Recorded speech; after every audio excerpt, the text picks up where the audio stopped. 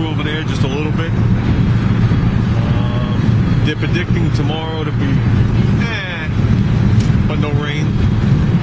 And they're predicting a sunny, only 70-degree day for Monday. It's like March here, to say the least. So I'm gonna stop off at the depot and see what we got, you know, for the eyelid bolt and all that other stuff. Me and VW Rich have had a lot of discussions about this parachute today and how I should run it. You know, different ideas. I bounce it back and forth on him, you know. I figure you might as well, if you're going to talk about a vintage parachute, you might as well talk to it with a vet, even though he wasn't a paratrooper. So, like I said, I'm going to stop. I'm going to get the eye hook. A lot of roads are actually drying over here. And I'm not really going to work on the car tonight. I'm still hooking up with my buddies. This weather's still not good enough to hang out with the cars, if you could believe it. We're almost in June. We like to start in the middle of April. So we're a month and a half behind with the cars. That's how bad the weather's been. What should we call it? Well, just not bad. The temperature's been bad. I mean, we had a week and a half, almost 2 weeks of no rain. Now all of a sudden it's rained a week straight. So my lawn's like a jungle. And I definitely want to try and knock that out tomorrow. Gonna do a couple of things with Junior in the morning. And what was I gonna say? I might stop at work, believe it or not, for like an hour. Because I did miss 2 days this week. So I got a car sitting there, I have to blog real quick. And recover one of the days.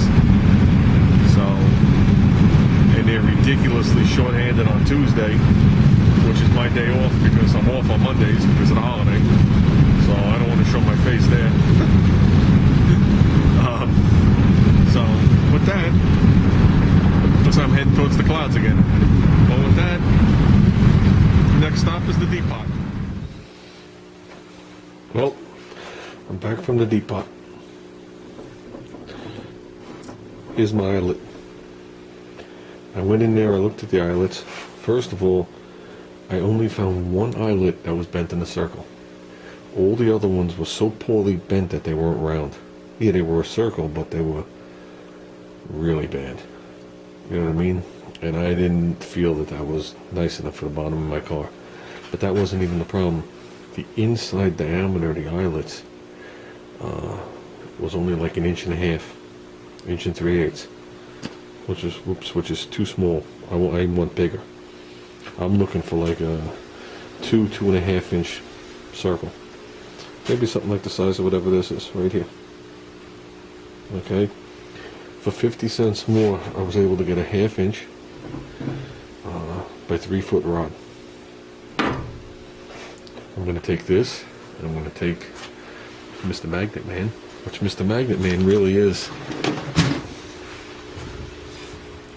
a 1/4 inch plate tacked onto a jack thing. This is from the olden days when I used to put trannies up laying on the floor. And I would just slip this on my jack. The jack is long gone, but it fits my other jack. And you can, you know, jack a tranny up. It's nice. It'll give you a nice plate. So I haven't used it in a while. But I'm going to make Magnet Man into a jig. And what my goal is, as of right now, is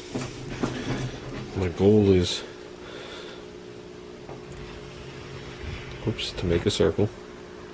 Well, kinda. Well, this is my goal. My goal is, I want the piece to come like this, give or take. I mean, this is just me looking through the finder here, and all in one piece. So this will actually have a bend here, fill it with weld, do the radius, and then when we come up to where I need it, I'm actually going to heat it, flatten it, so I can bolt it. And that's what I'm going to go with. And like I said, the center here, I want an eyelet, pretty much what you see there. I'm going to say, for argument's sake,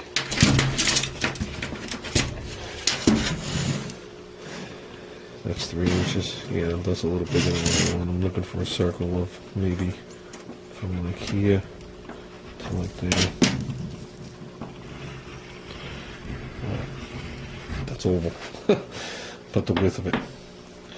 And then, like I said, returning up like this, and returning up like that. Well, that's a little goofy. That looks like a Martian. But you get the idea. And then bolting it, and having that below the plate. Maybe have the plate line like right here.